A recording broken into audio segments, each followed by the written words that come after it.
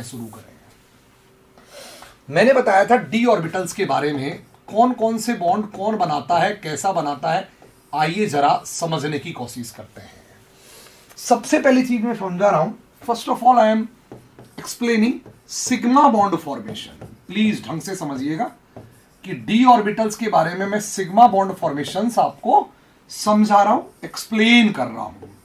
किस तरीके से एक्सप्लेन होंगे सिग्मा बॉन्ड फॉर्मेशंस, तो आप अच्छी तरह जानते हैं सिग्मा बॉन्ड फॉर्मेशन जो हैं वो normally head to head overlapping से बनते हैं। अब अगर मैं दो डी ऑर्बिटल लूं, आप ही बताएंगे मुझे आप खुद बताएंगे, अगर मैं दो डी ऑर्बिटल लूं ये वाले इस तरीके से और इसकी हेड टू हेड ओवरलैपिंग कराऊं, ये हेड टू हेड ओवरलैपिंग कराई मैंने इस तरीके से और इससे बनाया सिग्मा बॉन्ड। और मान लीजिए मैंने एक डीजेड स्क्वायर ऑर्बिटल लिया, कोई भी डीजेड स्क्वायर ऑर्बिटल जो मैं बनाता आया हूं, इस तरीके से मैंने डीजेड स्क्वायर ऑर्बिटल लिया और इसका मान लो मैंने किसी दूसरे डीजेड स्क्वायर ऑर्बिटल के साथ हेड टू हेड ओवरलैपिंग करा दी। एक और मैंने डीजेड स्क्वायर ऑर्बिटल लिया इस तरीके से, इसकी हेड टू हेड ओवरलैपिंग करा दी मैंने दूसरे डीजेड स्क्वायर के साथ इस तरीके से। तो आप ही मुझको बताइए, आप ही एक्सप्लेन कीजिए, बताओ इनमें से कौन सी वाली सिग्मा बॉन्ड ज्यादा इफेक्टिव होगा या कौन सा सिग्मा बॉन्ड बेटर बनेगा। ऑफ कोर्स आंसर जाएगा इसमें। उसकी वजह है कि ये जो लोब्स हैं ये लोब कंस्ट्रक्टिव लोब है। कंस्ट्रक्टिव का मतलब ये टू लोब से मिलकर बनी है, नंबर वन। नंबर टू क्या है, ज्यादातर इलेक्ट्रॉन डेंसिटी जो डीजेड स्क्वायर की है वो मोस्टली इलेक्ट्रॉन डेंसिटी इसमें तो बहुत कम रहेगी बिकॉज ये तो कंस्ट्रक्टिव से बनी नहीं है, तो मोस्टली इलेक्ट्रॉन डेंसिटी आपकी इन्हीं दोनों लोब्स में रहेगी, यानी कि ये कम डिफ्यूज्ड है, जबकि ये वाला जो है वो ज्यादा डिफ्यूज्ड है। इसमें इलेक्ट्रॉन डेंसिटी चारों में बटी रहेगी, चारों में बटी रहेगी।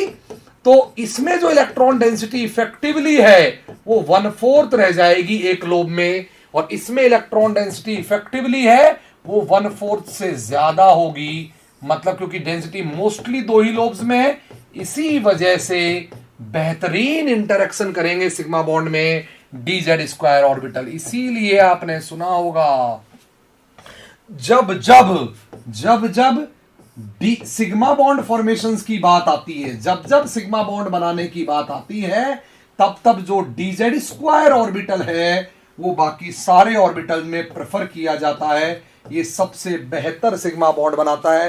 इसलिए याद करो हाइब्रिडाइजेशंस में भी हम लोग डीजेड स्क्वायर को पहले इंक्लूड किया करते थे, डीजेड स्क्वायर को पहले लेते थे बिकॉज उसकी मिक्सिंग की टेंडेंसी या ओवरलैपिंग की टेंडेंसी बेटर होंगी, सिग्मा बॉन्ड अच्छे बनाएंगे, और हाइब्रिड ऑर्बिटल सिग्मा ही बॉन्ड बनाते हैं।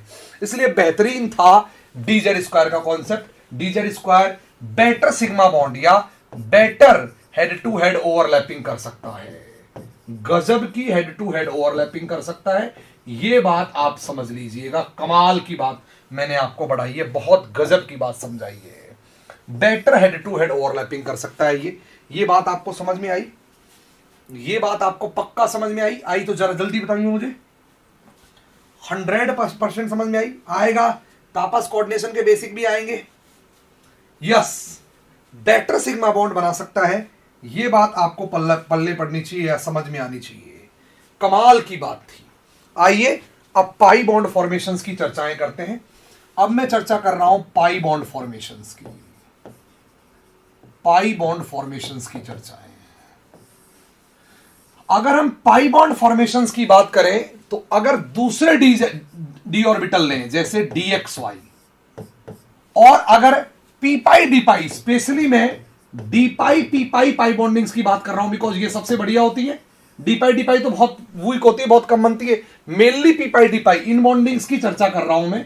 अगर पी पाई डी पाई बॉन्डिंग्स की चर्चा करें, जिनकी चर्चा सबसे ज्यादा होगी कोऑर्डिनेशन में, अगर उनकी चर्चा करें और मैं कोई DXY ऑर्बिटल लेता हूं इस तरीके से, ये वाला, और इसका p ऑर्बिटल के साथ मैं करवाता हूं, तो याद रखना अच्छे तरीके से, ये ऑर्बिटल बेटर पाई बॉन्ड बना सकते हैं या इफेक्टिवली साइडवाइज ओवरलैपिंग कर सकते हैं। ये कर सकते हैं इफेक्टिवली साइडवाइज। उसकी वजह है यहां भी कंस्ट्रक्टिव होगी बिकॉज पी के अपोजिट लोब होती है, सॉरी पी की अपोजिट लोब होती है बेटा जी ये वाली, तो यहां भी कंस्ट्रक्टिव हो जाएगी साइडवाइज में और यहां भी कंस्ट्रक्टिव हो जाएगी। इट मींस इसका जो डी पाई पी पाई बनेगा वो बढ़िया बनेगा, अच्छा बनेगा, बिकॉज दोनों लोब कंस्ट्रक्टिव होंगी और बन जाएगा, ये दिखा पाएगा। लेकिन जरा सोचिए, अगर मैं एक डीजेड स्क्वायर ऑर्बिटल लेता, कमाल की बात सुनना, कमाल की बात सुनना, ये डिफरेंस मैं तगड़ा समझा रहा हूं। अगर मैं इसको किसी पी वाले के साथ ओवरलैप करवाता, मिक्सिंग अलग चीज होती है, ओवरलैपिंग अलग चीज होती है, तो मामला भयंकर गड़बड़ हो जाता। जरा देखिए, कमाल गड़बड़ हो जाता, समझिए। ये तो कंस्ट्रक्टिव हो जाता, लेकिन डी की डीजेड स्क्वायर की दोनों लोब, डीजेड स्क्वायर की दोनों लोब जो होती हैं, वो दोनों लोब क्या होती है बेटा जी, सेम फेज में, इसलिए ये कंस्ट्रक्ट हो जाता और ये ओवरलैपिंग डिस्ट्रक्ट हो जाती। इसीलिए ये डी पाई पी पाई अच्छी तरीके से शो नहीं कर सकता था और इफेक्टिवली नॉन बॉन्डिंग ऑर्बिटल बनेंगे इनमें, जबकि इनमें बॉन्डिंग ऑर्बिटल बनेंगे। ये बात आपको समझ में आना चाहिए। यहां बीएमओज फॉर्म होंगे और यहां एनबीएमओज फॉर्म होंगे, बिकॉज यहां कंस्ट्रक्टिव हो गया और डिस्ट्रक्टिव, तो फायदा कुछ नहीं हुआ। कंस्ट्रक्ट ने डिस्ट्रक्ट को कैंसिल कर दिया, नेट फायदा कुछ नहीं था यहां। यह बात आपको क्लियरली समझ में आनी चाहिए जो मैं आपको बता रहा हूं। Please listen to me. ये बात समझ में आई या नहीं आई? जल्दी बोलिए, जल्दी बोलिए, ये बात समझ में आई कि नहीं आई? फटाफट बोलिए, बोलो फटाफट बोलिए, कम ऑन, जल्दी बोलो फटाफट। ये बात समझ में आई या नहीं आई? जल्दी बोलो फटाफट। अदिति पांडे समझ में आ गई, very good very good very good. Harsh very good very good, समझ में आने वाली बात बोलो बेटा जी। अब जो तीसरा पॉइंट है वो सबसे कमाल है और वो है डेल्टा बॉन्ड फॉर्मेशन। मैंने इसी के लिए ये सारी कहानी पढ़ाई थी आपको। पहले तो ये समझ लें, डेल्टा बॉन्ड हम एक्सप्लेन करना सीखते हैं। इधर देखो, ये एक डी ऑर्बिटल है और इसमें कितनी लोब्स दिख रही हैं आपको? देखो 4 लोब दिख रही होंगी, 1 2 3 4। मान लो 3D में लोब्स हैं 1 2 3 4। ऐसे ही एक और डी ऑर्बिटल है, उसमें भी 1 2 3 4 4 लोब्स है या नहीं? बोलो बेटा जी। अगर 2 डी ऑर्बिटल इस तरीके से ओवरलैप करे ये वाला, तो ये वाला जो बॉन्ड बनता है वो पाई है। मींस अगर हम 2 डी ऑर्बिटल्स को इस तरीके से लाते हैं, ऐसे अगर 2 डी ऑर्बिटल्स को लाएं जिनमें 2 लोब से इंटरेक्ट करें, 2 लोब अगर 2 लोब से इंटरेक्ट करें, देखो 2 इंटरेक्शन हो रहे हैं यहां पे, बोलो बेटा जी, तो ये बॉन्ड बनता है आपका पाई। लेकिन अगर हम किसी डी ऑर्बिटल को इस तरीके से लाएं, यानी कि परपेंडिकुलर एक्सिस के अलोंग लाएं, उसके प्लेन से ऐसे, और अगर 4 लोब से टच करें, देखो 4 lobe, 4 lobes are touching 4 lobes, 4 lobes are touching 4 lobes. बताओ 4 लोब से टच कर रही है इस तरीके से। दिस इज द पिक्चर, बोलो बेटा जी, this is the picture. Means किसके अलोंग ला रहा हूं? अगर ये चारों XY प्लेन में है, सोचो अगर ये चारों XY प्लेन में है तो ये 4 भी XY प्लेन में मानूंगा मैं। तो बताओ किसके अलोंग ला रहा हूं? Z के अलोंग, बिकॉज XY के परपेंडिकुलर एक्सिस कौन है? XY प्लेन के परपेंडिकुलर एक्सिस कौन है? XY प्लेन के परपेंडिकुलर एक्सिस कौन है? Z, मतलब Z के अलोंग ला रहा हूं। तो इस तरीके से ये जो बॉन्ड बनेगा जिसमें 4 से टच हो रही हैं, this bond is called delta bond. मतलब उसको यहां तो बताया नहीं जा सकता, बिकॉज 4 ऐसे लिख सकता हूं उसको मैं। ये जो 4 लोब्स हैं, दीज 4 लोब्स, अगर ये जो 4 लोब्स हैं, यहां पे शो कर रहा हूं, 1 लोब, 2 लोब, 3 लोब, 4 लोब, इसके जस्ट ऊपर 4 लोब छाप दो, इसी के ऊपर 4 लोब, देखो 4 ये है, बोलो ना यार, और 4 इसके ऊपर छाप दो, ऐसे सेम। तो 4 लोब इसके जस्ट ऊपर छाप दें अपन, इस तरीके से ये जो बॉन्ड बना ये डेल्टा बॉन्ड है, इस तरीके से, राइट। इसको 2D में दिखाना चाहें हम, 2D में और तरीके से दिखाना चाहते हैं, हम ऐसे कह सकते हैं 4 लोब की 4 लोब से इंटरेक्शन हो रहा है। ये 4 लोब की 4 लोब से इंटरेक्शन मतलब ये इससे, वेरी गुड, ये इससे, वेरी गुड वेरी गुड, और ये इससे, वेरी गुड, और ये इससे, वेरी गुड। ये कहानी है 4 लोब टू 4 लोब इंटरेक्शन की। अब जरा मुझे सबसे पहले ये समझाओ, कौन कौन से डी ऑर्बिटल ये कहानी कह सकते हैं या गा सकते हैं? कौन कौन से डी ऑर्बिटल इस तरह की स्टोरी सुना सकते हैं? सवाल उठता है, इस तरह की स्टोरी सुनाने के लिए, डेल्टा बॉन्ड बनाने के लिए आपको कितनी लोब्स चाहिए? 4 लोब्स चाहिए जनाब।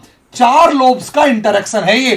4 to 4, 4 to 4, 4, 1 2 3 4 का 1 2 3 4 से इंटरेक्शन है। ठीक है, तो बताओ किस किस में 4 लोब होती है? कल हमने देखा, क्या DXY में 4 लोब होती है? क्या DXY में 4 लोब होती है? होती है। क्या DX square minus Y square में 4 लोब होती है? होती है। क्या DXZ में 4 लोब होती है? होती है। क्या DYZ में 4 लोब होती है? होती है। क्या DZ स्क्वायर में 4 लोब होती है? आंसर है नहीं होती। इसका मतलब एक बात तो हमें समझ में आ गई, भयंकर वाली बात, कि डेल्टा बॉन्ड DZ स्क्वायर कभी भी फॉर्म, कि इसको छोड़ के ये सब डेल्टा बॉन्ड बनाएंगे। ऐसा हमें लगता है, ऐसा हमें प्रतीत होता है कि ये भी डेल्टा बनाएगा। ओहो नेट वालों, नेट वालों 2016 का क्वेश्चन करा रहा हूं मैं, नेट का 2016 का सवाल है ये, नेट का क्वेश्चन है, गेट का सवाल भी है, दोनों का क्वेश्चन है, सुन लेना। और जैन के लिए तो भयंकर इंपॉर्टेंट है, कमाल। किसी भी साल टपक पड़ेगा डेल्टा बॉन्ड। ये बना सकता है, हमें ऐसा लग रहा है, बिकॉज इसमें भी 4 लोब है, इसमें भी 4 लोब है, इसमें भी 4 लोब है, इसमें भी 4, तो ऐसा हमें लग रहा है कि ये चारों बना पाएंगे, पर ये सत्य नहीं है। सत्य बहुत कड़वा है दोस्तों, हमेशा ही होता है, इतना आसान सत्य नहीं है। केवल ये बना पाता है और ये बना पाता है। इन दोनों ऑर्बिटल्स में 4 लोब होती है, फिर भी ये दोनों डेल्टा बनाने में कामयाब नहीं होते, बना ही नहीं पाते हैं ये दोनों डेल्टा।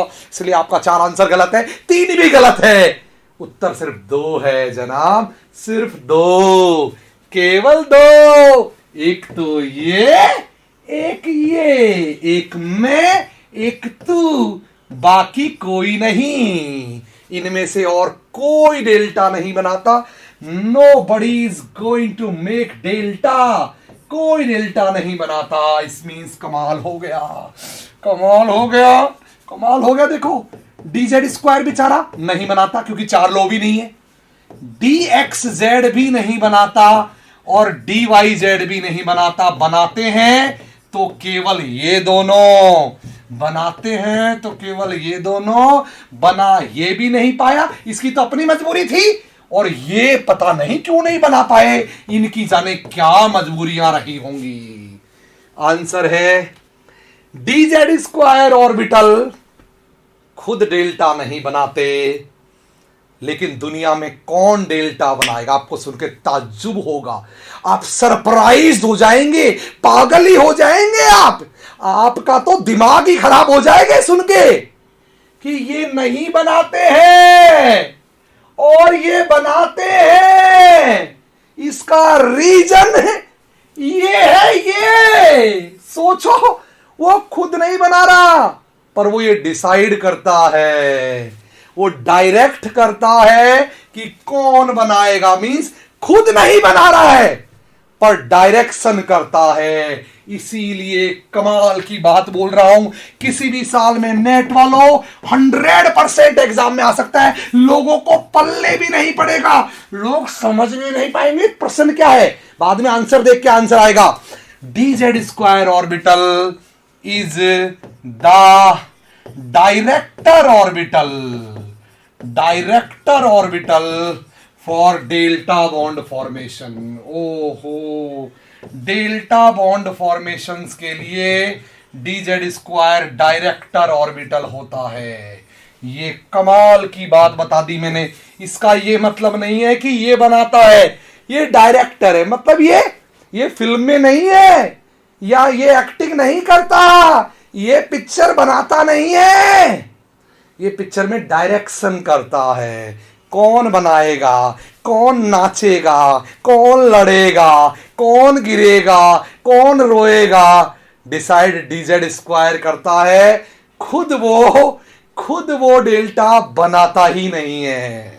कमाल ही हो गया, देखो कमाल ही हो गया, जाने क्या ही हो गया है ये। मींस ये नहीं बनाता पर यही डिसाइड करता है, बाकी कौन बनाएगा इसको।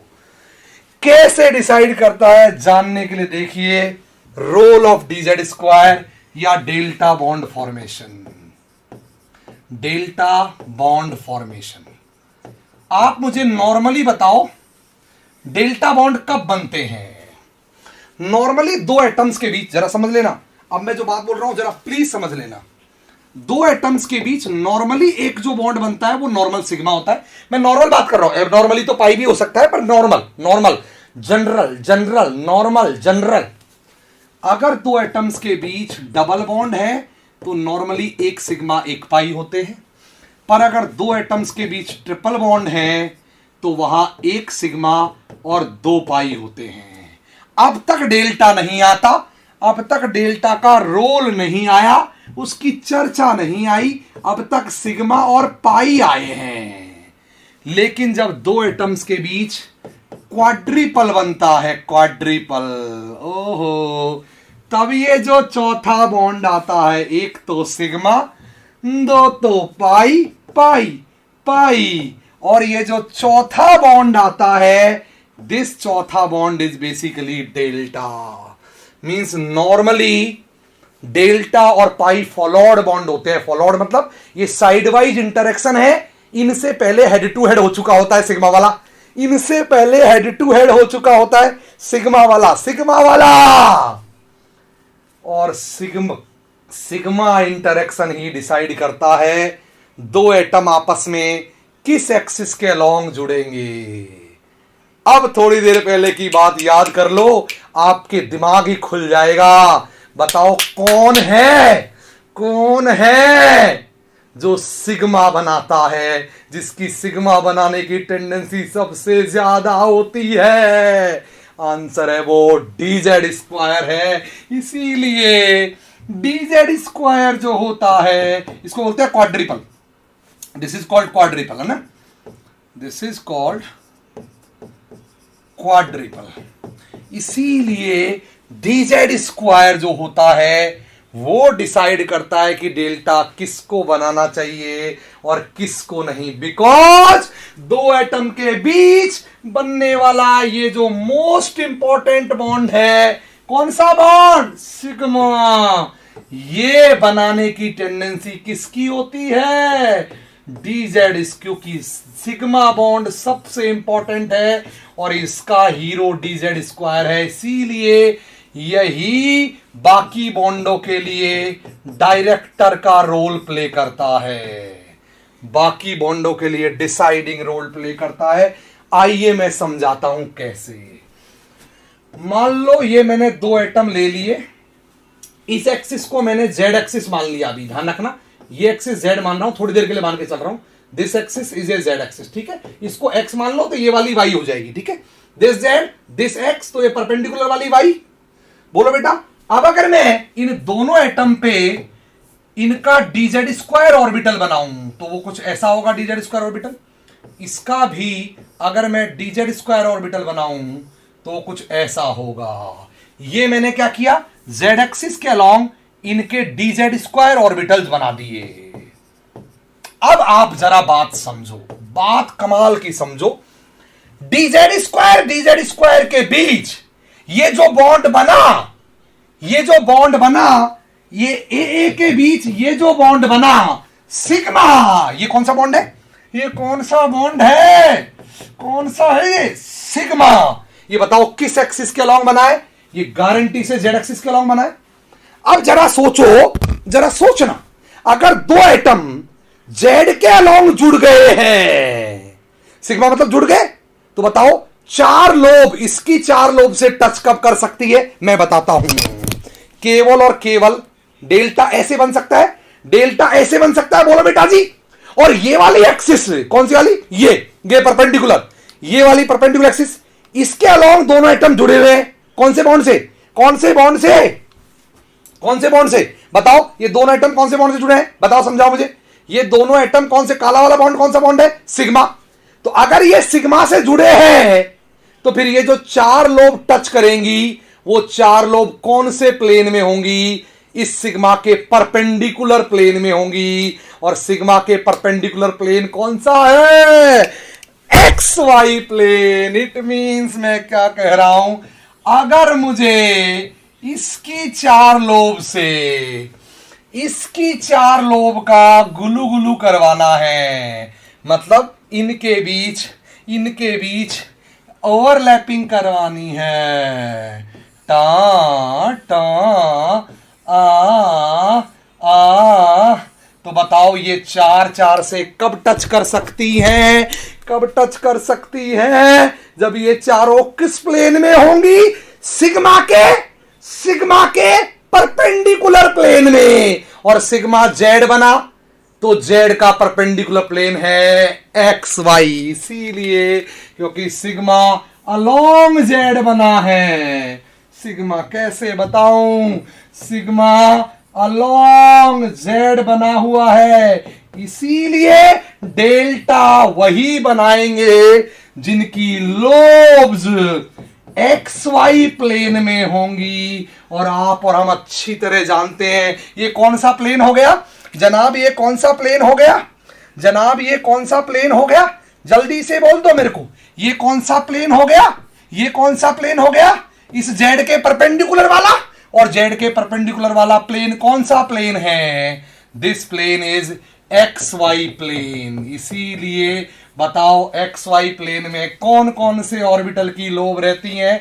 या तो रहती है डी एक्स वाई की या रहती है डी एक्स स्क्वायर। इसीलिए सिर्फ ये और ये ही दो ऑर्बिटल हैं जो दुनिया में डेल्टा बना सकते हैं, बाकी की क्योंकि ये सिग्मा फॉर्म करता है। और सिग्मा किसके अलोंग फॉर्म करता है? किसके अलोंग फॉर्म करता है? ये जेड एक्सिस के अलोंग फॉर्म करता है। और अगर जेड एक्सिस के अलोंग सिग्मा है तो आपको पता है अगर ये सिग्मा जिस प्लेन में होता है साइड वाले उसके परपेंडिकुलर प्लेन में होते हैं, तो सिग्मा एक्स के अलोंग है तो sidewise overlapping Y, sigma Z के अलोंग है तो sidewise overlapping X Y plane में होंगी।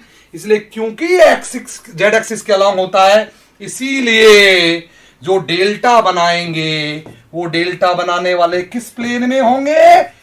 एक्स वाई प्लेन में होंगे, जेड के परपेंडिकुलर प्लेन में। और एक्स वाई प्लेन में केवल इन्हीं दो ऑर्बिटल की लोब होती हैं, इसीलिए सिर्फ ये दो बनाते हैं। क्या आपको समझ में आया? कमाल बात समझ में आई। इट मीन्स हमने क्या सीखा? क्या सीखा? अगर हमसे कोई कहे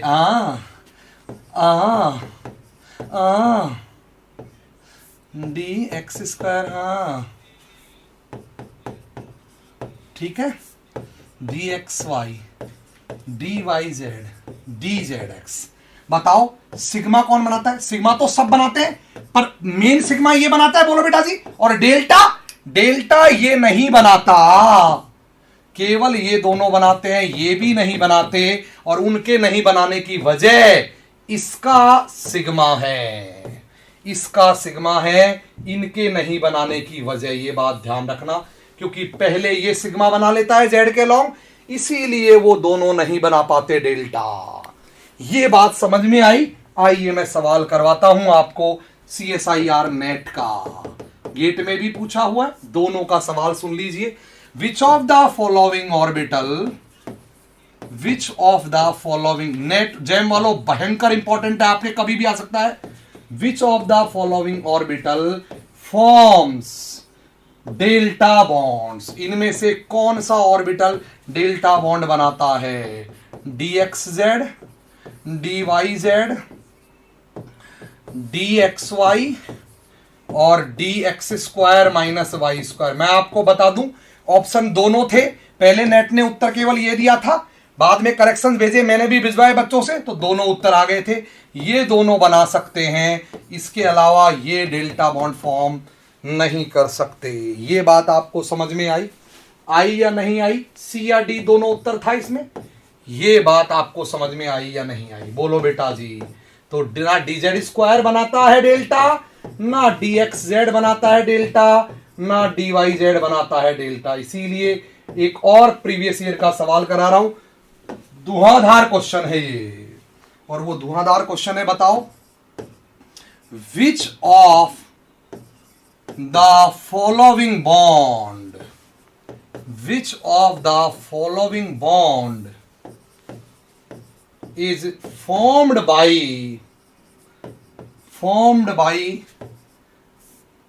Z excluded orbitals। फॉलो, यही कह सकते हैं, which of the following bond follow Z exclusion principle, Z exclusion principle, Z exclusion principle, ये मैंने कोऑर्डिनेशन में ऐसा Z एक्सक्लूजन बताया ना, बोलो बेटा जी। मींस मतलब क्या है इसका, formed by Z excluded orbitals, Z excluded orbitals. इनमें से कौन सा बॉन्ड है जो Z एक्सक्लूडेड ऑर्बिटल से बनता है, पाई, डेल्टा और फाई। बताओ क्या उत्तर आएगा, क्या उत्तर आ जाएगा बेटा जी, उत्तर इज ये, बिकॉज ये किससे बनता है, dxy से और dx square minus Y square, और दोनों में ही z है ही नहीं, z कंटेंट 0 है दोनों में, क्योंकि जिनमें z कंटेंट है, किन में z कंटेंट है बताओ, dz स्क्वायर, इसमें z है, देखो z है, dzx इसमें z है, dyz इसमें भी z है, बोलो बेटा जी, इन सब में z है, z है, z है, z है, Z है, तो डेल्टा नहीं है, डेल्टा केवल उनमें है जिनमें Z नहीं है। अब एग्जामों के लिए कातिल चीज, Z एक्सक्लूडेड, कैसे बताऊं, ज्योमेट्री,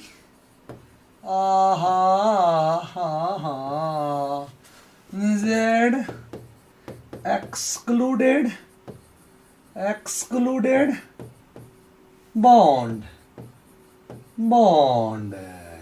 याद रखना, अगर कोई आपसे कभी जिंदगी में पूछ ले कि बताओ Z एक्सक्लूडेड ज्योमेट्री कौन सी होती है, कोऑर्डिनेशन में पढ़ा रहा था मैं, स्क्वायर प्लेनर, ओहो कातिली बात है। और Z एक्सक्लूडेड बॉन्ड कौन से होते हैं, डेल्टा बॉन्ड्स। आय हाय कैसे बोलूं, बिकॉज ये किससे बनती है, S से और S से, PX से, PY से और dx square minus Y square से। इनमें Z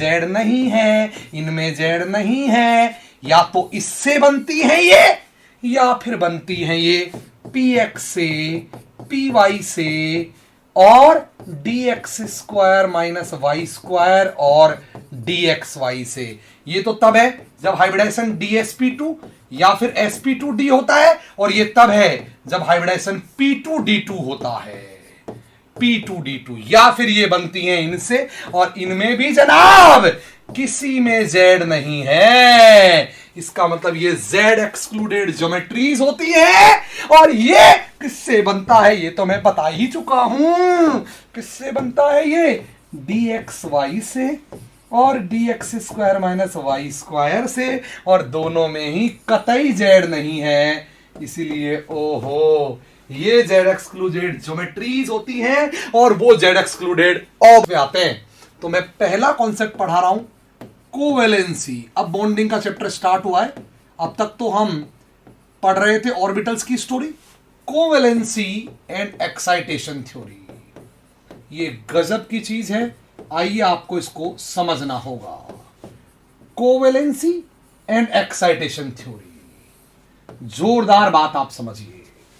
बताओ कार्बन कितने बॉन्ड बना सकता है, अगर हम नॉर्मली, पहली बात तो कोवेलेंसी क्या होती है, व्हाट इज कोवेलेंसी। अगर मुझसे कोई पूछे वैलेंसी का तो कोई मतलब ही नहीं है, वैलेंसी का मतलब तो वैलेंस इलेक्ट्रॉन होता है, कोवेलेंसी का मतलब number of covalent bond formation, number of covalent bond formation, कोई कितने कोवेलेंट बना सकता है, इसको कहा जाता है उसकी covalency, this is called its covalency, right.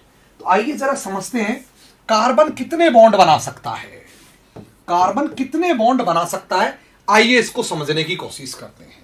Carbon से कहानी की शुरुआत करेंगे, फिर पूरा हम जितनी पीरियोडिक टेबल में मेन ग्रुप के अंदर एलिमेंट से एक एक को एनालाइज कर करके देखेंगे कितने बॉन्ड बनाएगा, कब बनाएगा, कैसे बनाएगा, वगैरह वगैरह वगैरह। आइए कार्बन से कहानी की शुरुआत करें। अगर हम कार्बन का ग्राउंड स्टेट कंसीडर करके चलें तो उसका कॉन्फ़िगरेशन होता है वैलेंस शेल का 2s2 2p2। सबको पता है, बोलो बेटा जी। अगर मैं 2s के अंदर 2 इलेक्ट्रॉन रख दूं और 2p के अंदर मैं 2 इलेक्ट्रॉन रख दूं तो आप ही बताइए कार्बन कितने कोवेलेंट बॉन्ड बना सकता है अपनी ग्राउंड स्टेट में। मैं फिर बता रहा हूं आपको, नॉर्मली कोवेलेंट बॉन्ड बनाने के लिए एक अनपेड इलेक्ट्रॉन चाहिए एक बॉन्ड बनाने के लिए, नॉर्मल। तो जरा बताओ कार्बन के पास कितने अनपेड इलेक्ट्रॉन हैं उसको कोवेलेंट बॉन्ड बनाने के लिए? आंसर है 2। इट मींस ग्राउंड स्टेट में अगर मुझसे कोई पूछे ग्राउंड स्टेट में कार्बन की कोवेलेंसी कितनी नजर आती है आपको, तो मैं सीधा बोलूंगा भैया नॉर्मली मुझे 2 नजर आती है। लेकिन मैं तो बचपन से लेके आज तक पढ़ता आया हूं carbon is tetravalent, carbon 4 bond बनाता है, कार्बन जिंदा ही 4 बॉन्डों की वजह से है, कार्बन दुनिया में 4 बॉन्डों का रायता फैला के रखा है। जहां कॉन्फ़िगरेशन को हम लोग पढ़ रहे हैं उस कॉन्फ़िगरेशन को पढ़ के हमें समझ में नहीं आ रहा कि कार्बन 4 बॉन्ड कैसे बनाएगा, हमें पल्ले नहीं पड़ रहा है।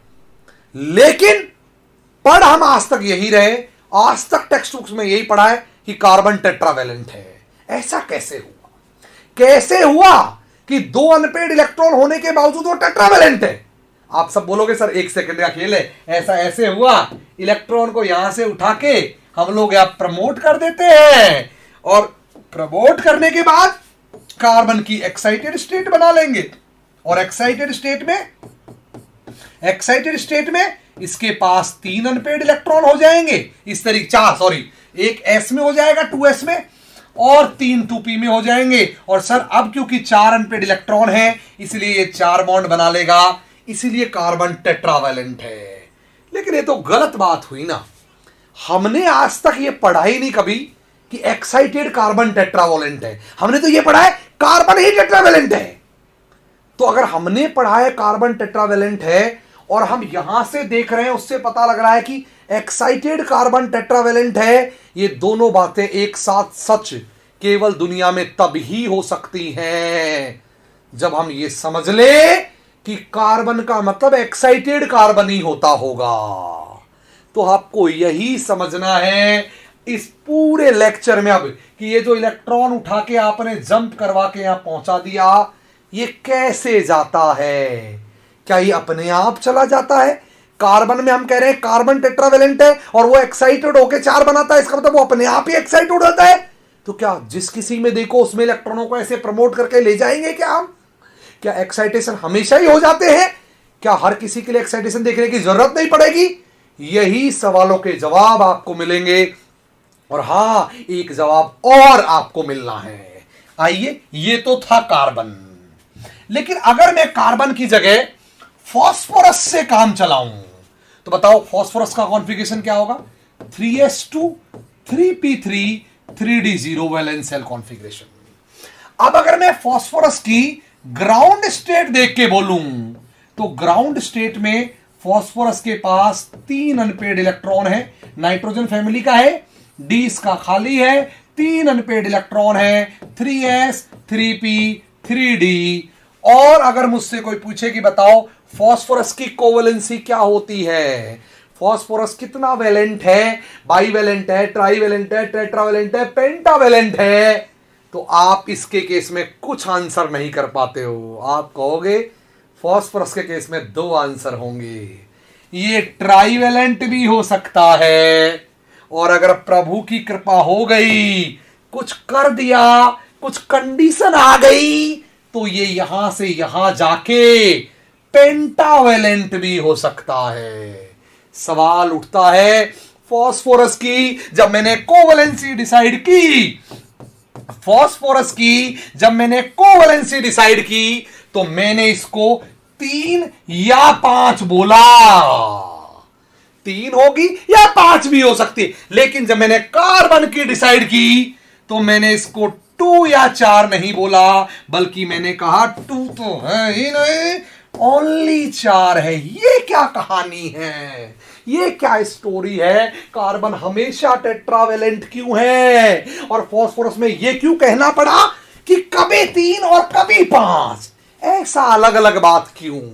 Why it is so? यही हमें समझना है और इस सारी कहानी का जवाब, इस सारे सवालों के उत्तर हमें आंसर करेगा ये एक्साइटेशन थ्योरी। एक्साइटेशन थ्योरी हमें समझाएगी कि ये कैसे हो रहा है, क्यों हो रहा है, किन में हो रहा है और कब हो रहा है। आइए जरा जानने की कोशिश करते हैं। कमाल की स्टोरी है, जरा बोर्ड पर देखिएगा, जरा समझिएगा। कमाल की कहानी है ये भाई, बेमिसाल कहानी है। कार्बन में 2s में 2 थे और 2p में 2 थे। मैंने इलेक्ट्रॉन को उठा के यहां प्रमोट कर दिया। एक बात तो हमें समझ में आ गई, 2s ऑर्बिटल नीचे होते हैं और 2p ऑर्बिटल ऊपर होते हैं। और अगर आप इलेक्ट्रॉन को प्रमोट करके नीचे वाले ऑर्बिटलों से ऊपर वाले ऑर्बिटलों में ले जाओगे तो ये जो फिनोमिनन है इसे कहा जाता है एक्साइटेशन या प्रमोशन। पहली बात आप समझ लो, ये जो एक्साइटेशन या प्रमोशन लिखा हुआ है ना जनाब, ये लोअर से हायर में जा रहा है, मींस आपको एनर्जी देनी पड़ेगी। इसीलिए सबसे पहला आंसर तो ये है, ये एक एंडरगोनिक प्रोसेस है। एंडोथर्मिक एग्जैक्टली नहीं कह सकते, छोटे बच्चों के लिए बोल सकते हैं, एग्जैक्ट वर्ड है, जिनको नहीं समझ में आता उनके लिए कह सकते हैं, बाकी आप तो बड़े हैं। एंडरगोनिक, एंडरगोनिक का मतलब इसके अंदर एनर्जी रिक्वायर्ड है। अब आपको अच्छी तरह से पता है जिन प्रोसेसेस में एनर्जी रिक्वायर्ड होती है वो प्रोसेस अपने आप हो भी सकते हैं और नहीं भी हो सकते। इसीलिए कार्बन में वो हो रहा था तो हमने बोल दिया अपने आप हो रहा है, तो टेट्रावेलेंट। फास्फोरस में वो अपने आप नहीं होता, करवाना पड़ता है, कंडीशनल है ये। इसीलिए फास्फोरस में हमने बोला कभी 3 कभी 5। ये बात आपको समझ में आनी चाहिए, ये चीज आपको पल्ले पड़नी चाहिए प्लीज। क्या ये बात आपको समझ में आ रही है? क्या ये बात आपको पल्ले पड़ रही है? बोलो बेटा, कंफर्म आपको समझ में आ रही है? बोलो। इट मींस एक्साइटेशन हमेशा अपने आप नहीं होता, हमेशा फ्री नहीं होता, इसके पीछे कुछ कंडीशंस जुड़ी हुई हैं। आइए जरा समझते हैं, बोर्ड पर देखिए सब लोग बेटा जी। जहां तक एक्साइटेशन का सवाल है, जहां तक एक्साइटेशन का सवाल है, इसको हम 2 पार्ट्स में क्लासिफाई कर सकते हैं। समझिएगा मेरा बात। एक होते हैं फ्री एक्साइटेशंस और दूसरे होते हैं फोर्स्ड एक्साइटेशंस। फ्री एक्साइटेशन और फोर्स्ड एक्साइटेशंस क्या मतलब है, इन दोनों का क्या तात्पर्य है, आइए मैं आपको समझाता हूं। दरअसल कार्बन में क्या हुआ ना, ये जो इलेक्ट्रॉन है इसको हमने 2s से प्रमोट किया 2p में, यहां से यहां। कार्बन में ये हुआ, यहां से यहां प्रमोट किया, और ये वाला जो एनर्जी गैप होता है डेल्टा ई, ये energy gap excitation energy low होता है। इसीलिए इसके लिए किसी एक्स्ट्रा कंडीशन की जरूरत नहीं है। ये डेल्टा ई सराउंडिंग की थर्मल एनर्जी से या जो अवेलेबल एनर्जी है उससे कम होती है, इसलिए अपने आप करवा जाएंगे, किसी एक्स्ट्रा चीज करवाने की जरूरत है ही नहीं। पर फास्फोरस में क्या हुआ, पर फास्फोरस में आइए मैं इसका करता हूं स्लाइड कॉपी, ये आओ। पर फास्फोरस में क्या हुआ, पर फास्फोरस में क्या हुआ जनाब, समझने की कोशिश कीजिएगा। फोर्स एक्साइटेशन समझा रहा हूं। फास्फोरस में क्या हुआ, इलेक्ट्रॉन को जो आपने प्रमोट किया, फास्फोरस के अंदर क्या हुआ बताओ कहानी। फास्फोरस में कहानी क्या हुई, फास्फोरस में कहानी हुई आपने इलेक्ट्रॉन को जो प्रमोट करना है वो प्रमोट करना है डी में। याद करो मेरा लेक्चर 1, याद करो बॉन्डिंग का लेक्चर 1। अगर आपको इलेक्ट्रॉन प्रमोट करके यहां से यहां ले जाना है तो ये जो गैप है, अगर यहां NS बनाए, यहां NP बनाए, तो आपको पता है ND बहुत दूर रहते हैं, वहां कहीं जंगलों में बहुत दूर। इसीलिए जब आप इलेक्ट्रॉन को प्रमोट करके यहां से यहां ले जाओगे तो ये गैप टू हाई है, और ये टू हाई जो गैप होता है ये अपने आप सराउंडिंग की एनर्जी से ज्यादा नहीं होता, इसीलिए ये एक्साइटेशन होते नहीं है, इन्हें करवाना पड़ता है, कुछ और कंडीशन से बाउंड होते हैं। इसीलिए फ्री एक्साइटेशंस की जहां तक सवाल है, जब जब कोई इलेक्ट्रॉन हम NS से NP में प्रमोट करेंगे ये कैटेगरी में लाई करेगा फ्री एक्साइटेशन, और जब जब कोई इलेक्ट्रॉन हम, इसको मैं यहां लिख देता हूं थोड़ा और, फोर्स्ड एक्साइटेशन। जरा समझने की कोशिश कीजिएगा, समझने की कोशिश कीजिएगा। जब जब कोई एक्साइटेशन को हम NS से ND में प्रमोट करेंगे, ND में ND में, यहां से यहां प्रमोट करेंगे या यहां से यहां प्रमोट करेंगे तो ये एनर्जी टू हाई होती है, इसीलिए ये अपने आप फ्री एक्साइटेशन नहीं है। NS टू ND या फिर NP टू ND जो एक्साइटेशन होते हैं ये फोर्स एक्साइटेशन होते हैं। फोर्स का मतलब ये कंडीशनल होते हैं, कंडीशनल का मतलब ये कभी होते हैं और कभी नहीं होते, और हमें वही समझनी पड़ेंगी कौन कौन सी कंडीशन होती हैं जब ये होते हैं और कौन कौन सी कंडीशन होगी जब ये हो नहीं। आइए अब हमें पढ़ना पड़ेगा कौन सी वो कंडीशन है, यानी कि अब हम पढ़ना चाहते हैं कंडीशंस फॉर एक्साइटेशन। एक्साइटेशन की क्या है वो सारी कंडीशन, वो हमें समझनी पड़ेंगी, कब होती हैं कब नहीं होती, क्यों होता है क्यों नहीं होता। आइए जरा समझते हैं। दो कंडीशन होती हैं जनाब एक्साइटेशन के लिए। पहली जिसको बोलते हैं प्राइमरी कंडीशन, प्राइमरी कंडीशन, और जो दूसरी होती है उसको बोलते हैं सेकेंडरी कंडीशन। क्या मतलब है इनका, इनका क्या मतलब है, आइए मैं 1 बाय 1 एक्सप्लेन करता हूं।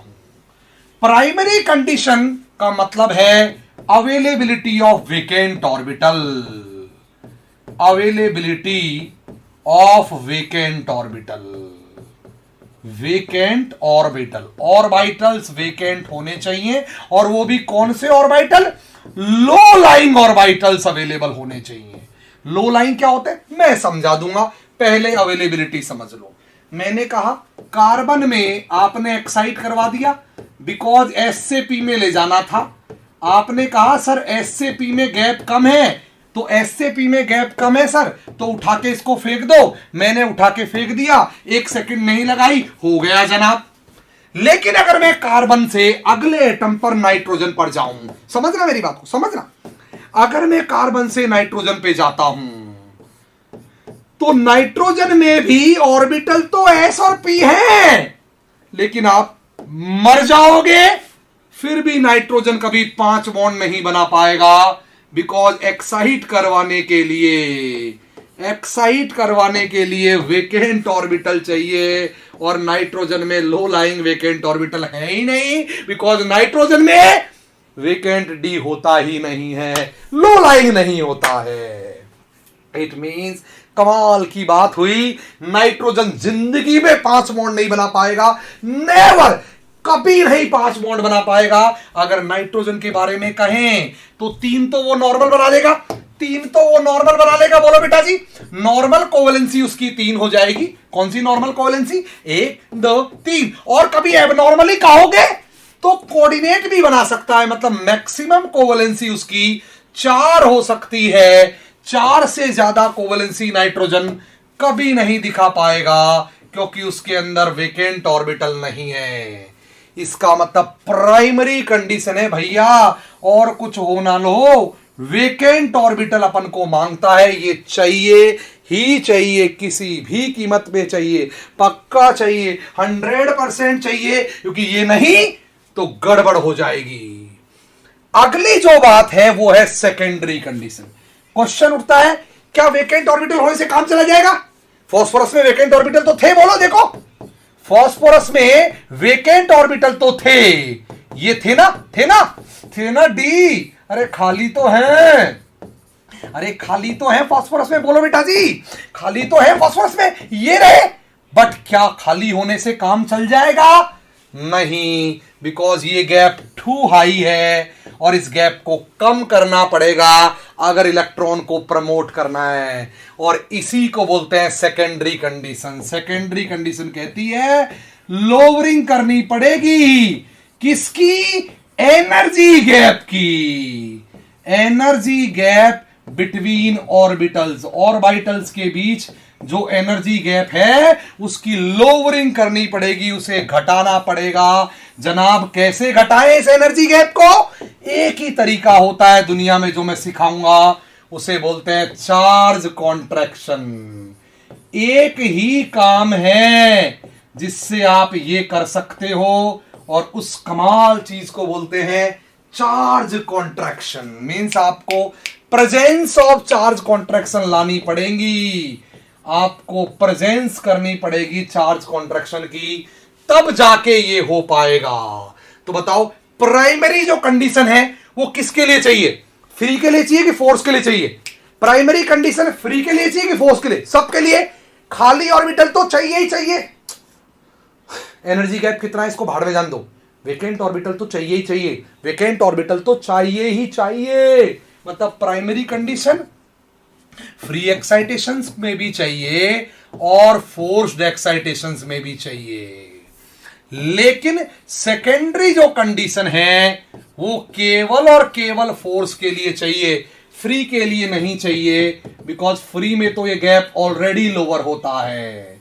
इट मींस फ्री वालों को केवल प्राइमरी की जरूरत है, फोर्स वालों को प्राइमरी सेकेंड। तो आइए अब मैं आपको पढ़ा रहा हूं कॉन्ट्रैक्शन थ्योरी। सब लोग जुड़ जाइए, बिल्कुल पेन रख दीजिए, एक्साइटेशन को बाद में पढ़ेंगे, पहले एक्साइटेशन के अंदर एक चीज आई है नई, आओ उसको पढ़ लें। उस चीज का नाम है कॉन्ट्रैक्शन थ्योरी। मैं फिर कह रहा हूं, बार बार जरूरत पड़ेगी। क्या ही तो जीओसी, क्या ही पीरियोडिक टेबल, बॉन्डिंग, कोऑर्डिनेशन, कौन चैप्टर है ओएमसी, जहां जाओ इसी के चर्चे हैं कॉन्ट्रैक्शन थ्योरी के। पूरी एंटायर केमिस्ट्री में हम दो तरह का कॉन्ट्रैक्शन पढ़ते हैं, या दो तरह की कॉन्ट्रैक्शन थ्योरी से पूरी केमिस्ट्री को समझते हैं हम। One is called periodic contraction, periodic contraction phenomenon, contraction phenomenon. एक तो ये है फिनोमिना, और दूसरा charge contraction phenomena. Charge contraction phenomena कोई नहीं समझाएगा, मैं कह रहा हूं ना, जिंदगी में 10 किताबें पढ़ के मर जाओगे तो पल्ले नहीं पड़ेगी ये बात, लिख के ले लो मुझसे, मैं गारंटी भी दे सकता हूं इसकी।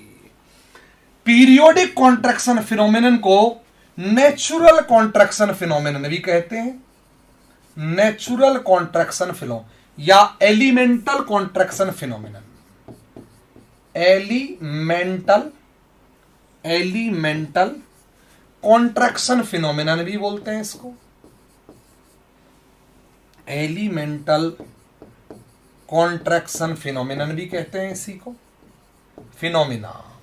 और जो चार्ज कॉन्ट्रैक्शन थ्योरी है ना जनाब, इस चार्ज कॉन्ट्रैक्शन थ्योरी को फोर्स कॉन्ट्रैक्शन फिनोमिनन कहते हैं, नेचुरल, और ये नॉन नेचुरल,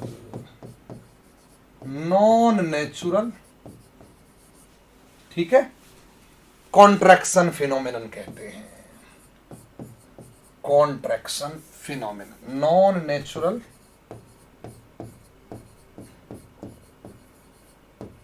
इसी को कई लोग अप्लाइड कॉन्ट्रैक्शन फिनोमिनन भी कहते हैं, अप्लाइड कॉन्ट्रैक्शन फिनोमिनन, इसी को कई लोग मॉडिफाइड कॉन्ट्रैक्शन फिनोमिनन भी बोलते हैं। यहीं से मॉडिफाइड इलेक्ट्रोनेगेटिविटी का कॉन्सेप्ट निकलता है। दो गजब की चीज पढ़ा रहा हूं मैं, दो कमाल कातिल चीज पढ़ा रहा हूं। पहला पढ़ा रहा हूं पीरियोडिक कॉन्ट्रैक्शन फिनोमिनन, ये क्या होता है, और दूसरा पढ़ा रहा हूं चार्ज कॉन्ट्रैक्शन फिनोमिनन, ये क्या होगा। दोनों को कंपेयर करेंगे और फिर दोनों के नेट रिजल्ट देखेंगे, ये क्या कहता है और वो क्या कहता है। आइए मैं दोनों को 1 बाय 1 एक्सप्लेन करना शुरू करता हूं। Very good. पहला मैं पढ़ा रहा हूं चार्ज कॉन्ट्रैक्शन फिनोमिनन। एक एक बात समझ लेना प्लीज, क्योंकि एक एक बात करोड़ रुपए की है। चार्ज कॉन्ट्रैक्शन फिनोमिनन, इसका क्या मतलब है भाई, फिनोमिना, चार्ज कॉन्ट्रैक्शन फिनोमिना, ये क्या चीज है भाई। आइए जरा समझने की कोशिश करते हैं और फिर पीरियोडिक कॉन्ट्रैक्शन फिनोमिनन समझेंगे। ये बात आपने पढ़ी होगी। मान लीजिए कोई एटम ए है और उस एटम ए की साइज यानी कि रेडियस मान लो r0 है, तो आपने पढ़ा होगा किसी भी एटम पर अगर पार्शियल पॉजिटिव चार्ज ले आए किसी भी एटम पर, तो उसकी साइज कॉन्ट्रैक्ट हो जाती है और वो r0 डैश हो जाएगा। और अगर उसी एटम पर पार्शियल नेगेटिव ले आए तो उसकी साइज एक्सपांड हो जाती है इस तरीके से और वो r0 डबल डैश हो जाएगी, कुछ भी मान लो। अब आप मुझे बताओ, ये तो मैंने साइज के पॉइंट ऑफ व्यू से समझाया है। अगर मैं इसको एनर्जी पॉइंट ऑफ व्यू से समझाऊं और मान लो ए का न्यूक्लियस कहीं यहां है और ए की जो वैलेंस सेल है उसका ns ऑर्बिटल कहीं यहां है, उसका np ऑर्बिटल कहीं यहां है और उसका nd ऑर्बिटल कहीं, यही तो था कहानी, nd ऑर्बिटल कहीं यहां है। जैसे ही मैं ए से ए प्लस पे जाऊंगा, आप बताइए मुझे, आप बताइए प्लीज, जैसे ही मैं ए से ए प्लस पे जाऊंगा क्या होगा। आप बताओ पहले तो साइज क्या होती है, what is size, what is size, size होती क्या है पहले बताओ मुझे, साइज क्या होती है। साइज होती है न्यूक्लियस से लेके आउटर मोस्ट ऑर्बिटल के बीच की डिस्टेंस, यही होती है साइज। न्यूक्लियस से लेके आउटर मोस्ट ऑर्बिटल के बीच की distance, this is size, this is R, बोलो दिस इज आर नॉट, बोलो ना बेटा जी। अगर आपने किसी पर पॉजिटिव चार्ज लाया तो बताओ क्या होगा, साइज डिक्रीज होगी। साइज डिक्रीज होगी मतलब, साइज डिक्रीज होगी मतलब आउटर मोस्ट ऑर्बिटल है वो अंदर जाएंगे। और वो क्यों जाएंगे, बिकॉज पॉजिटिव चार्ज जैसे ही नए हो वैसे ही न्यूक्लियर चार्ज बढ़ जाएगा। पॉजिटिव चार्ज का मतलब न्यूक्लियस पावरफुल हो जाएगा, मतलब न्यूक्लियस पावरफुल हो जाएगा तो जो नया न्यूक्लियस है वो स्ट्रॉन्ग हो जाएगा, नेगेटिव के रेस्पेक्ट में पॉजिटिव से स्ट्रॉन्ग हो जाएगा, तो वो खींचेगा, बोलो बेटा जी, इसको भी खींचेगा, इसको भी खींचेगा और इसको भी खींचेगा। आप बताओ न्यूक्लियस का अट्रैक्शन ज्यादा किस पे लगेगा, एस पे ज्यादा लगेगा, पी पे ज्यादा लगेगा या डी पे ज्यादा लगेगा। कोई भी बता सकता है, जो सबसे पास है उस पर अट्रैक्शन सबसे ज्यादा लगेगा, मतलब सबसे पास है एस तो खींचेगा भी एस सबसे ज्यादा। अगर ये सबसे ज्यादा अट्रैक्ट होगा तो जनाब इस पर अट्रैक्शन का फोर्स सबसे ज्यादा लगेगा, पी पर अट्रैक्शन कम लगेगा और डी पर अट्रैक्शन बहुत कम लगेगा। बकवास कर रहे हैं भाई ये संपत, कौन है ये, 1 मिनट प्लीज।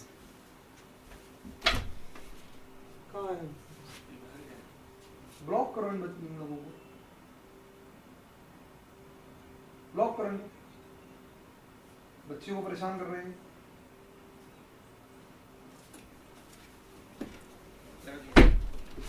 सबको करो, आपस है एडमिन नहीं, यहां से किया तो सबको लिख दिया, करो जो। सबसे ज्यादा कॉन्ट्रैक्ट कौन होगा, सबसे ज्यादा कॉन्ट्रैक्ट होगा एस, बिकॉज वो सबसे पास है। ये जो जितने भी बकवास कर रहे हैं ना नीचे, ये पढ़ने नहीं आ रहे हैं, आप इनकी चैट और कमेंट पे ध्यान मत दो। ये सब बकवास कर रहे हैं जो लिख रहे हैं,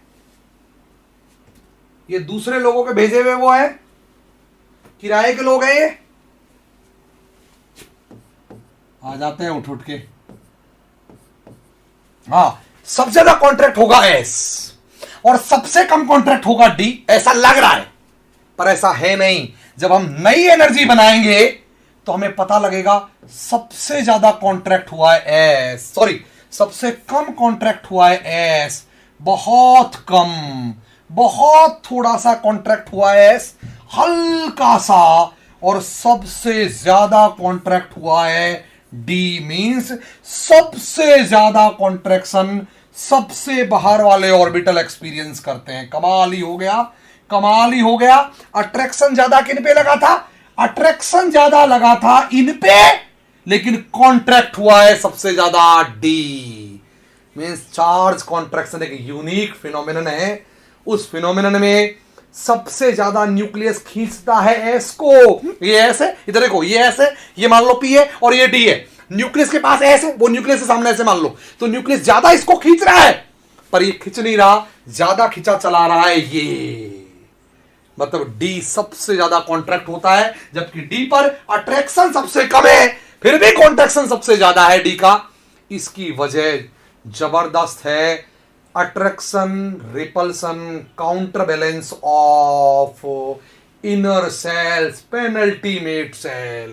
दरअसल होगा क्या, आप कमाल की बात सुनो, इस एस के अंदर ये एनएच सेल है, इस एनएच सेल के अंदर यहां पर एक n-1 सेल है, एक n-1 सेल है। उस n-1 सेल फुली फिल्ड है, इसीलिए वो अपने पूरे जोर से इस एस को धक्का मारेगी। मतलब इधर देखो, याद करो पेनिट्रेशन, एस ऑलरेडी बहुत अंदर आ चुका होता है, पेनिट्रेट कर करके एस अंदर आ चुका होता है, और वो अंदर वाली शेल के जस्ट बगल में खड़ा है। अब अगर वो और अंदर जाने की कोशिश करेगा तो पेनल्टीमेट सेल कहेगी भैया बहुत हो गया। ये n-1 सेल जो कि फुली फिल्ड है, कैसी सेल है? अंदर वाली सेल है तो फुली फिल्ड है। ये फुली फिल्ड सेल इसको जबरदस्त धक्का मारेगी, और इसका धक्का और इसका धक्का आपस में काउंटर बैलेंस हो जाएगा। इसीलिए बहुत कम, थोड़ा सा ही एस अट्रैक्ट होगा, अंदर वाली पेनल्टीमेट उसको रोक लेगी। पर आपको पता है, शील्डिंग में आपने पढ़ा है, डी तो बेचारा बहुत दूर जा चुका होता है। ओहो, ये शील्डिंग का अपोजिट फिनोमिनन है। शील्डिंग से हमने वैलेंस सेल को खोला था, पेनिट्रेशन और शील्डिंग से वैलेंस सेल को खोला था। आज हम उसी वैलेंस सेल को श्रिंक कर रहे हैं। उल्टा हो गया और डी अंदर आ जाएगा। और अगर ऐसा होगा तो इन दोनों, क्योंकि डी के अंदर तो कोई है ही नहीं, डी के अंदर तो कोई पेनल्टीमेट है ही नहीं, वो तो बहुत दूर है, तो डी के अंदर कोई नहीं है, इसलिए डी खुला आराम से आएगा। इसीलिए ये वाला गैप जो पहले इतना था वो घट के बहुत कम रह जाएगा। बोलो बेटा जी, जैसे ही ये घटेगा एनएस से इलेक्ट्रॉनों को प्रमोट करना आसान हो जाएगा और एक्साइटेशन फेवर हो जाएंगे। इट मींस एक्साइटेशन अगर आपको करवाने हैं, नहीं पा रहा था, इस तरीके से हम फोर्स एक्साइटेशंस करवा सकते हैं। क्या ये आपको समझ में आया? क्या ये आपको समझ में आया? बोलो, फटाफट बोलो, क्या ये बात आपको समझ में आई? पक्का पक्का समझ में आई? बोलो बेटा जी, कन्फर्म समझ में आई ये बात? बोलो बेटा जी। इट मींस चार्ज कॉन्ट्रैक्शन से क्या होगा? अगर कहीं पे भी चार्ज कॉन्ट्रैक्शन होंगे तो आइए कॉन्ट्रैक्शन, इसके बारे में डिटेल लिखें। चार्ज कॉन्ट्रैक्शन से सबसे पहले बताओ, चार्ज कॉन्ट्रैक्शन थ्योरी क्या बोलती है? चार्ज कॉन्ट्रैक्शन फिनोमिनन क्या बोलता है? बोलो बेटा जी। चार्ज कॉन्ट्रैक्शन फिनोमिना कहता है कि अट्रैक्शन मैक्सिमम किन पे लगता है? मैक्सिमम अट्रैक्शन लगता है inner most NS orbital of valence cell पे। सबसे ज्यादा अट्रैक्शन इस पे लगता है। पर बताओ कॉन्ट्रैक्शन मैक्सिमम किसका होता है? कॉन्ट्रैक्शन मैक्सिमम किसका होता है? आउटर मोस्ट, सबसे बाहर वाले ND orbital of valence shell. Valence shell के जो सबसे बाहर वाले ऑर्बिटल है वो सबसे ज्यादा कॉन्ट्रैक्ट होते हैं, जबकि अट्रैक्शन सबसे ज्यादा इन पे लगता है। पर इनका जो अट्रैक्शन है वो काउंटर बैलेंस हो जाता है। अट्रैक्शन काउंटर बैलेंस कैंसिल हो जाता है।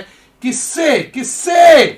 पेनल्टीमेट सेल से। ये बात आपको समझ में आई या नहीं आई? जल्दी से बोल दो, कंफर्म समझ में आई या नहीं आई?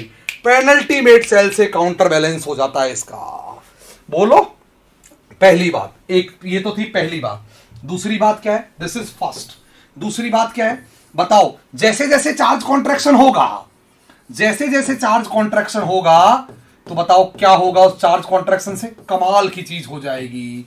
क्या होगा? अगर चार्ज कॉन्ट्रैक्शन से पहले एनएस और एनडी का गैप इतना है, मतलब वैलेंस सेल के इनर मोस्ट और वैलेंस सेल के आउटर मोस्ट, इसे देखो, वैलेंस सेल के इनर मोस्ट और आउटर मोस्ट अगर इतनी दूर है तो चार्ज कॉन्ट्रैक्शन के बाद वो पास आते चले जाएंगे। मतलब गैप घटता ही चला जाएगा। चार्ज कॉन्ट्रैक्शन जैसे जैसे होगा वो वाला गैप घटता चला जाएगा, ऑर्बिटल बेहद पास आ जाएंगे, और अगर पास आ जाएंगे तो डेल्टा ई डिक्रीज होगा, और अगर डेल्टा ई डिक्रीज होगा तो फिर एक्साइटेशन फेवर हो जाएंगे। यही तो मैंने पढ़ाया था, बोलो बेटा। एक्साइटेशन फेवर हो जाएंगे, आराम से इलेक्ट्रॉनों को प्रमोट करके इजीली यहां ले जा पाएंगे। मींस वो जो पिक्चर थी हमारी, याद करो पिक्चर क्या थी? अगर ए एटम की हम पिक्चर बनाएं तो ए एटम में एनएस यहां था, एनपी यहां थे, और एनडी एनडी एनडी यहां थे। बोलो बेटा जी, 3 2 5 यहां थे। बोलो, ये गैप था ये वाला। बोलो बेटा जी, ये वाला। लेकिन जैसे ही इस एटम पर डेल्टा प्लस लाऊंगा, ये अंदर आएंगे, ये भयंकर अंदर आएंगे, आह, ये थोड़े अंदर आएंगे, आह, और ये बिल्कुल थोड़े अंदर आएंगे, आह, हल्का सा अंदर, आह, ये थोड़े से अंदर जाएंगे, ये थोड़े से, ये थोड़े ज्यादा अंदर जाएंगे, और ये तो भयंकर ज्यादा अंदर जाएंगे। और उस केस में ये जो डेल्टा ई है, ये जो डेल्टा ई है, जो बहुत ज्यादा था, इसलिए इलेक्ट्रॉन यहां से प्रमोट होके यहां नहीं जा पा रहे थे, बिकॉज डेल्टा ई हाई था। इन केसेस में हाई था। ऐसा करेंगे तो डेल्टा ई घट जाएगा, और अगर घट गया तो इलेक्ट्रॉनों को यहां से आराम से प्रमोट किया जा सकेगा और एक्साइटेशन हो जाएंगे। बताओ, याद करो, ये फिनोमिनन किसका अपोजिट फिनोमिनन हो गया? किसका अपोजिट फिनोमिनन हो गया? पेनिट्रेशन और शील्डिंग का। पेनिट्रेशन और शील्डिंग से क्या होता था? इधर देखो, एनएस एनपी एक डी, एनएस एनपी एनडी जो एक साथ थे, पेनिट्रेशन शील्डिंग लग के वो दूर दूर चले जाते थे। एनएस एनपी एनडी जो एक साथ थे, पेनिट्रेशन और शील्डिंग से वो दूर दूर हो जाते थे। याद करो, पेनिट्रेशन शील्डिंग से क्या होता था? एनएस अंदर, एनपी बाहर, एनडी और बाहर, ऐसे हो जाता था। मतलब वहां वैलेंस सेल खुलती थी। बोलो बेटा जी, वहां वैलेंस सेल एक्सपांड होती थी, यहां वैलेंस सेल श्रिंक हो रही है। श्रिंक श्रिंक श्रिंक श्रिंक हो रही है वैलेंस सेल। इट मींस दो फिनोमिनन्स मैंने पढ़ाए। लेक्चर नंबर 1 में एक फिनोमिनन पढ़ाया था, पेनिट्रेशन और शील्डिंग। शील्डिंग बोलो ना यार। और दूसरा फिनोमिनन पढ़ाया है मैंने, चार्ज कॉन्ट्रैक्शन। बताओ, दोनों कॉन्ट्रैक्शन, दोनों फिनोमिनन्स की क्या खास बात है? क्या खास बात है? बोलो बेटा जी। इससे वैलेंस सेल एक्सपांड होती है, वो मैं पढ़ा चुका हूं। इससे वैलेंस सेल एक्सपांशन होता है, एक्सपांड होती है इससे वैलेंस सेल्स, और इससे वैलेंस सेल कॉन्ट्रैक्ट होती है। वैलेंस सेल कॉन्ट्रैक्शन होगा इससे। ये बात आपको समझ में आई या नहीं आई? जल्दी से मुझे बोल दीजिए। उससे वैलेंस सेल एक्सपांशन होगा, इससे वैलेंस सेल कॉन्ट्रैक्शन होगा। बोलो बेटा जी। मींस इससे डेल्टा ई बढ़ते थे एनएस और एनडी के बीच। बोलो बेटा जी, बढ़ते थे, इंक्रीज होते थे, और इससे जो डेल्टा ई है वो घटते हैं, एनएस और एनडी के बीच गैप घट जाते हैं। उससे एनएस और एनडी के बीच दूरियां बढ़ जाती थी। This is called valence shell expansion, that is called valence shell contraction. इसीलिए इस फिनोमेनन को दूसरे वर्ड में श्रिंकिंग ऑफ वैलेंस सेल कहा जाता है। This is also called shrinking of valence cell, कि वैलेंस सेल श्रिंक हो गई हैं। क्या ये बात आपको समझ में आई?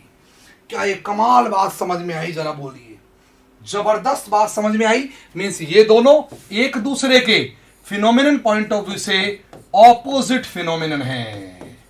ऑपोजिट फिनोमिनन है दोनों, एक तरह से इसने खोला, इसने बंद किया, इसने वैलेंस शेल खोली, इसने वैलेंस शेल, ये कमाल बात थी। दोनों कॉन्सेप्ट जुड़ गए एक दूसरे से, कमाल के कॉन्सेप्ट थे दोनों के दोनों, एक दूसरे से जोड़ लिया दोनों को हमने। बोलो बेटा जी, कन्फर्म जोड़ा। आइए अब इसको हम अप्लाई करना सिखाते हैं। आइए अब जरा इसका एप्लीकेशन देखते हैं। आओ फास्फोरस से बात करने चलें, वो आपको समझाएगा इसका एप्लीकेशन। मैंने फास्फोरस से पूछा, बता तेरे अकॉर्डिंग तू कितने बॉन्ड बनाता है, तेरी कोवेलेंसी क्या है, कितने बॉन्ड बनाएगा? तो पता है फास्फोरस मुझसे क्या बोलता है, अगर मैं न्यूट्रल फॉर्म में रहा, अगर मैं न्यूट्रल रहा या मुझ पर नेगेटिव आया, तब तो भैया ये गैप बहुत बड़ा है, तब तो भैया ये जो गैप है ना ये बेहद बड़ा है, काफी बड़ा है और मेरे से हो नहीं पाएगा। तब तो एक काम कर, एक्साइटेशन होगा नहीं। अगर मैं न्यूट्रल या नेगेटिव रहा तो एक्साइटेशन होगा नहीं, तब तो मैं बॉन्ड बनाऊंगा सिर्फ 3। लेकिन फास्फोरस कहता है अगर कैसे भी करके मुझ पे तू प्लस ले आए, इतनी मेहरबानी कर दे, तो फिर मेरे एस जो है और मेरे 2 अनमोल रतन राम लखन, इधर देखो, मेरे जो 2 अनमोल रतन है एस और डी, वो एक दूसरे के पास आ जाएंगे। और अगर पास आ जाएंगे गैप घट जाएगा। यहां गैप ज्यादा था, यहां गैप ज्यादा था, बोलो बेटा जी, यहां गैप घट जाएगा और घटेगा तो मैं आराम से ये कर पाऊंगा और कर पाऊंगा तो फिर प्रमोशन होगा तो फास्फोरस कहेगा अब मैं इजीली 5 बॉन्ड बना सकता हूं। मतलब यहां उसकी कोवेलेंसी कितनी थी 1 2 3, और यहां कोवेलेंसी कितनी होगी 1 2 3 4 5। इसीलिए फास्फोरस जब भी किसी ऐसे साइड एटम से जुड़ेगा जो साइड एटम इस पर नेगेटिव ला देगा, वो केवल ऐसे साइड एटम से 3 ही बॉन्ड बना पाएगा, लोन पेयर बचा रह जाएगा। लेकिन अगर फास्फोरस किसी ऐसे साइड एटम से जुड़ जाए जो इस पर नेगेटिव की जगह यहां लाया नेगेटिव, अगर इस पर नेगेटिव की जगह पॉजिटिव ले आए तो खेल ये होगा, फिर फास्फोरस उसके साथ खूब गलबैया मना सकता है, 5 बॉन्ड बना सकता है। ये बात आपको समझ में आई या नहीं आई? जबरदस्ती को बताओ, ऐसा कौन होगा जो फास्फोरस पर नेगेटिव लाएगा? इट मींस फास्फोरस को उल्टा देगा तो वो होंगे लेस इलेक्ट्रोनेगेटिव। ओहो, तभी तो ये फास्फोरस पर नेगेटिव लाएंगे। और कौन होंगे जो फास्फोरस से खींचेंगे, देंगे वो जो लेस इलेक्ट्रोनेगेटिव, और खींचेंगे कौन? जो होंगे मोर इलेक्ट्रोनेगेटिव। मतलब जब मोर इलेक्ट्रोनेगेटिव से जुड़ेगा वो कहानी, जब लेस इलेक्ट्रोनेगेटिव से जुड़ेगा ये कहानी। इसीलिए pH3 एग्जिस्ट करता है पर pH5 एग्जिस्ट नहीं कर सकता, क्योंकि हाइड्रोजन कॉन्ट्रैक्ट नहीं करवा पाएगी। पर यहां pF3 भी एग्जिस्ट करता है और pF5 भी एग्जिस्ट करता है, बिकॉज फ्लोरीन उसको बर्बाद करके रख देगी कॉन्ट्रैक्शन में। खतरनाक चीज है। PCl3 भी एग्जिस्ट करेगा और PCl इनमें 5 भी बनाएंगे। क्या ये आपको समझ में आया?